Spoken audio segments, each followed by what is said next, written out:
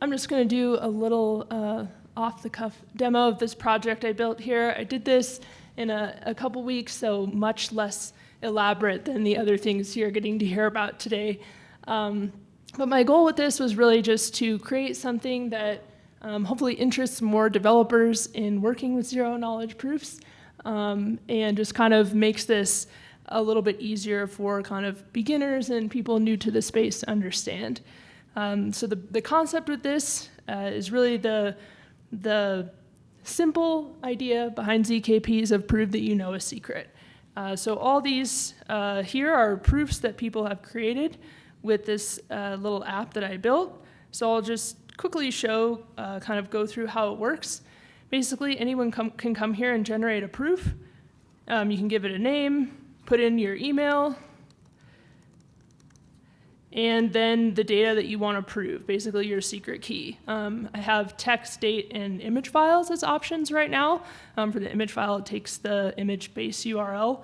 For now, I'll just put in some simple text and generate. And what this is going to do, I'll pull up the code here really quick. So this is using the Socrates JS toolbox. The reason I went with that for this is because I wanted to create a web app, so it just made sense to have a simple kind of node backend for this. So this here is the actual circuit, which I did write, but there is a lot of that pattern exists in the Socrates documentation, which is really helpful. And then basically just leverages that library, the input that the user put in. I hash that down into a set of numbers, so no matter what it is, it gets broken down into a large number that can be passed into the Socrates library. And so what I have to do here, basically, is take that input and add it into this circuit in the assertions. I have to scroll way over here, but add it into the asserts. And this is where we kind of run into some limitations with JavaScript, because even for the JavaScript big-int type, these numbers were too large. So I had to do some fun stuff to separate the number out into different segments, and then ran into a bug where JavaScript actually, the number type actually cuts off leading zeros since they don't impact the number, obviously. So had to handle for the fact that if the split occurs at the point where there would be a leading zero in the next segment, we have to adjust where we're doing the split, because each one of those digits matters, obviously, in what the input is. So once we do that, I pass it into the circuit, and then Socrates compiles that and generates a proof and a verification key that can be sent to this proof with other input to verify if the secret key is correct. So we just generated this proof here, and it gives you a URL of where you can find it.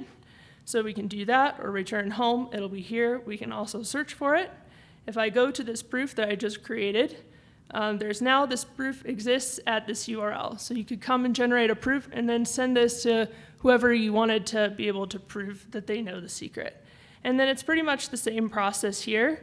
Whatever email gets put in, you're going to get an email notification whenever a successful match is found, whenever a successful secret key is submitted to the proof, so both parties are aware that someone associated with this email submitted a correct secret key to their proof. So if we put any other input in here other than exactly the input that we used to generate this proof, it's going to get a false match. So even if we added space or changed any tiny thing, it wouldn't work. So as long as we put in exactly what we used, then we're going to be able to prove that this is the correct key. And what this looks like from the database perspective, all I'm storing in here, I'm using Supabase, and for each proof, it's stored with an ID and the proof and verification key. And so when a prover submits a key to the proof, it's going to generate a new proof using this secret key, and then it's going to take the inputs array from the proof that they just generated, and it's going to replace the inputs array from the proof associated with this ID from the original verifier's proof. It's going to swap it out for the inputs that we just generated from this input here and pass that together into Socrates right here. And the Socrates provider verify function is going to verify whether or not that's correct. And if there's any difference in the inputs array, then it will obviously generate a false response. So because we put in the correct secret key, we got a message that that's correct.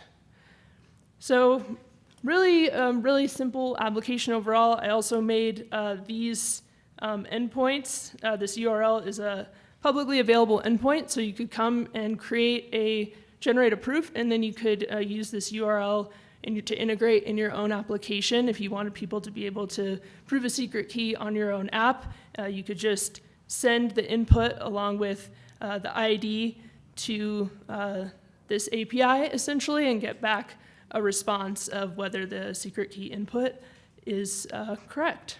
So that's that on that. Thanks for listening to this simple little app amidst all the other fancy stuff today. So thank you.